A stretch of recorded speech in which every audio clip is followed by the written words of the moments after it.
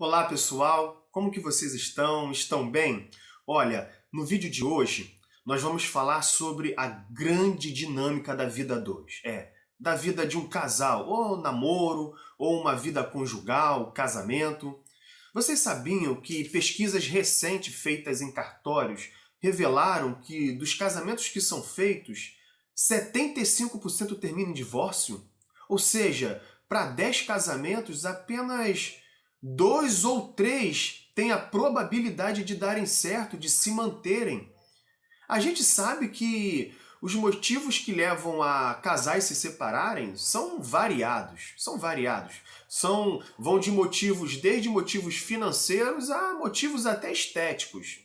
Um motivo que leva muitos casais a se separarem, isso é na grande maioria, que é a falta de musculatura emocional para lidar nos momentos de crises. E quando eu falo musculatura emocional, eu não estou falando apenas daquela habilidade que o sujeito tem de lidar com as suas próprias emoções, mas com a aptidão que ele tem para saber lidar com as emoções do outro. E isso é tão importante numa relação a dois. Vamos falar um pouco sobre isso?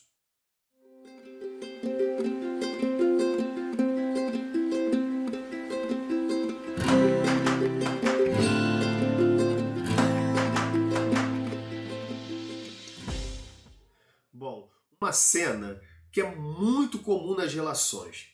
É aquele cenário assim. Primeiro é ele, o homem, reclamando das exigências da esposa ou da namorada, reclamando das suas explosões, às vezes explosões irracionais com relação a ele.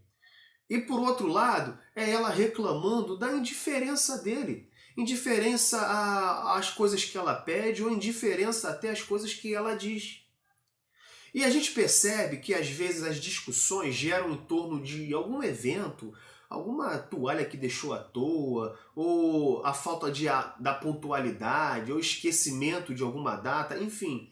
O evento está ali, aconteceu alguma coisa. Mas ela enxerga, ela faz uma interpretação daquilo que ela está vendo, uma leitura daquilo e tira um resultado emocional daquilo dali. E ele, por outro lado, da mesma forma, ele faz uma leitura daquela situação, ele interpreta aquela situação, ele tem um olhar emocional daquilo dali. O que a gente vê diante disso daí? Duas realidades emocionais diferentes. Uma é a dela e a outra é a dele. Como que se formaram essas construções emocionais em cada um? Isso tem a ver com contexto histórico, tem a ver com contexto social, tem a ver com a infância de cada um. Por exemplo, é muito comum, não estou aqui definindo, estou apenas conceituando, mas é muito comum. A mãe, é sempre a mãe que conversa com as filhas, que orienta ali questões mais emocionais, questões mais sentimentais. Algumas mães até compartilham de suas próprias experiências afetivas ou sentimentais com a filha. E quando é o menino, quando é o filho, na maioria das vezes, isso que eu estou falando, inclusive, é uma pesquisa feita por Daniel Kuhlman, está no seu livro Inteligência Emocional.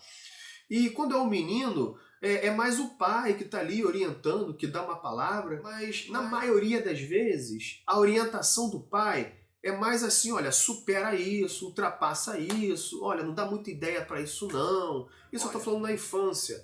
Mas quando tanto o menino como a menina vão atravessando etapas da vida e chega ali aproximadamente aos 12, 13 anos, ali na adolescência, por exemplo, em situações de enfrentamentos sociais, a menina ela vai se utilizar dessas aptidões emocionais, ao invés de entrar em uma briga corporal, por exemplo, ela vai usar de artimanhas do tipo vingancinhas, isolamento, algumas artimanhas emocionais para lidar com aquela situação conflituosa. Já o homem, já o menino, na maioria das vezes, tem dificuldade para verbalizar suas emoções, então resolve às vezes com uma competição, com uma briga, com um xingamento, às vezes até com briga corporal.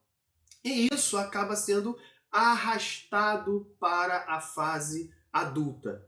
É muito comum ver que jovens meninas, elas se juntam a grupos bem pequenos e que a ênfase desse grupo pequeno das meninas, a ênfase é a cooperação, é uma ajudando a outra, uma emprestando batom para outra, ou a maquiagem, ou falando coisinhas assim uma entre as outras. Já os meninos não, os meninos é muito comum um grupo muito maior e que a ênfase, ao invés da cooperatividade, com o menino a ênfase é a competitividade. Os meninos querem estar em grandes grupos, querem montar um time de futebol e quer jogar e quer competir. Querem disputar o jogo de futebol com a turma da outra rua. Tá no colégio, quer competir quem completa o álbum mais rápido. E essas construções, elas são muito importantes para entendermos como que elas se desdobram lá no futuro, lá na vida adulta, lá na relação, lá no casamento.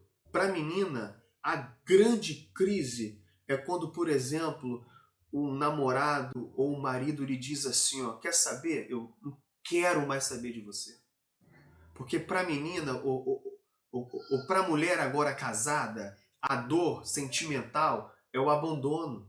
Ela cresceu tendo como uma plenitude emocional estar com alguém, intimidade, comunhão, relação. É tanto que muitos maridos, muitos homens, sabendo disso, numa briga, numa explosão de raiva, a coisa que ele fala para ferir a mulher, para ferir a namorada é o seguinte: não quero mais saber de você, eu vou te abandonar. E tem alguns que ainda dizem o seguinte, dizem assim: eu não quero mais saber de você, inclusive você não vai ficar com ninguém, porque ninguém suporta você. Por trás disso, está dizendo que ela vai viver isolada, vai viver abandonada, vai viver sem ninguém vai desejá-la. Por outro lado, o homem que teve a sua estrutura emocional construída numa independência, numa autonomia, nem tanto em aspectos sentimentais e emocionais, mas mais capacidades operacionais, tem muitas mulheres que, sabendo disso, ferem o homem. Quem nunca ouviu uma discussão em que a mulher diz assim para o homem: olha, você é igualzinho seu pai, você vai acabar como ele, como um incompetente. Eu peço você para fazer as coisas, você não faz nada, você não consegue fazer nada, você não move uma palha, você não vai dar em nada, você vai ficar assim, ó, fracassado. Os seus amigos tudo tem sucesso no que faz, no emprego, nos estudos, mas você tá aí, ó, não consegue dar em nada. Então percebem que são duas construções emocionais bem diferentes. O da mulher, mais sensibilidade, mais sentimentos.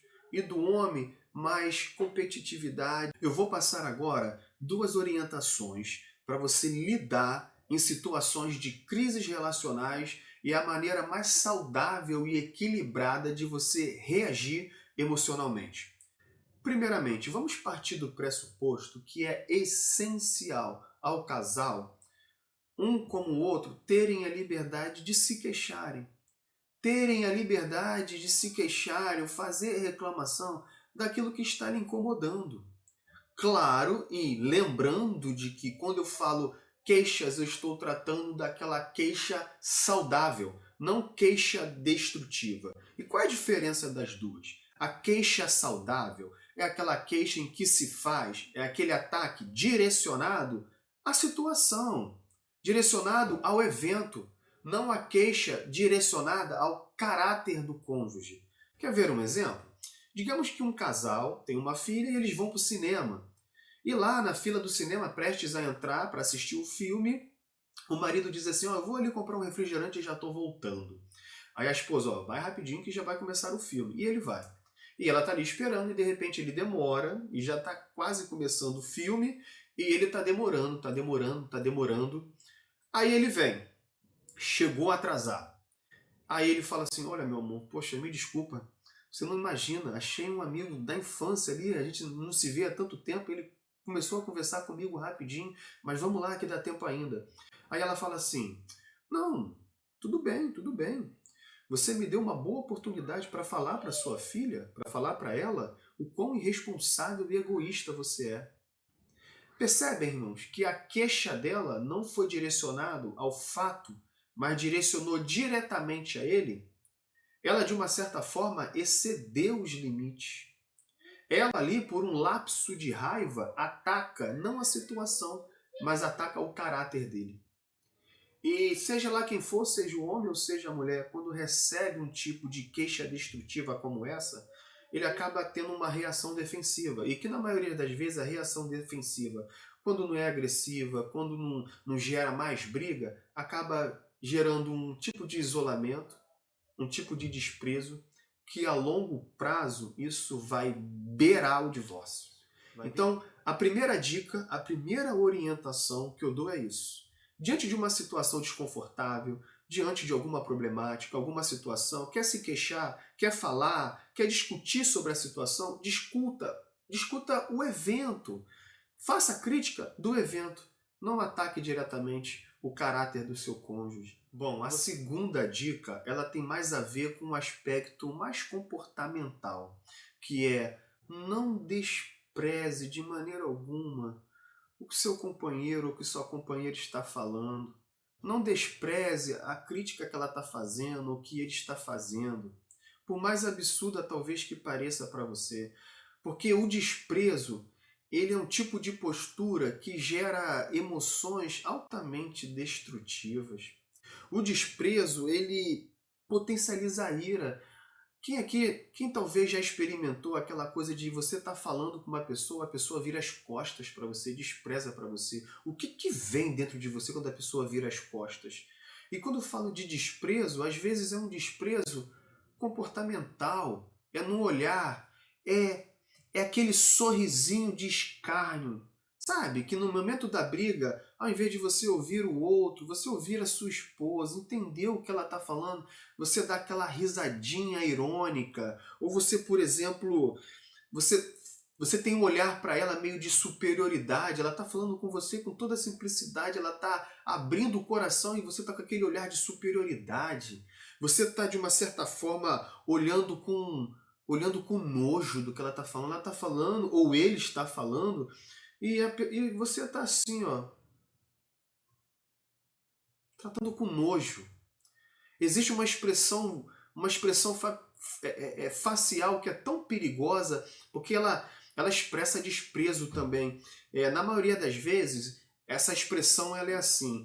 Você faz um trabalho muscular com a boca em que você direciona ela para o lado, na maioria das vezes para o lado esquerdo. E você direciona o seu olhar para cima. Eu vou tentar fazer aqui. É como se fosse assim, ó, você vira a boca para a esquerda e você olha para cima, assim. Desprezo o que a pessoa está falando. A maneira mais saudável de você lidar num diálogo, numa crise conjugal, numa crise relacional, é respeitando a dinâmica emocional do outro. Bom, e a terceira dica que eu dou é para o casal, mas em grande parte para os homens. Quando a sua esposa, quando a sua companheira ela faz uma queixa, tenha a sensibilidade de entender que essa queixa possa estar sendo feita por amor. Por amor, é.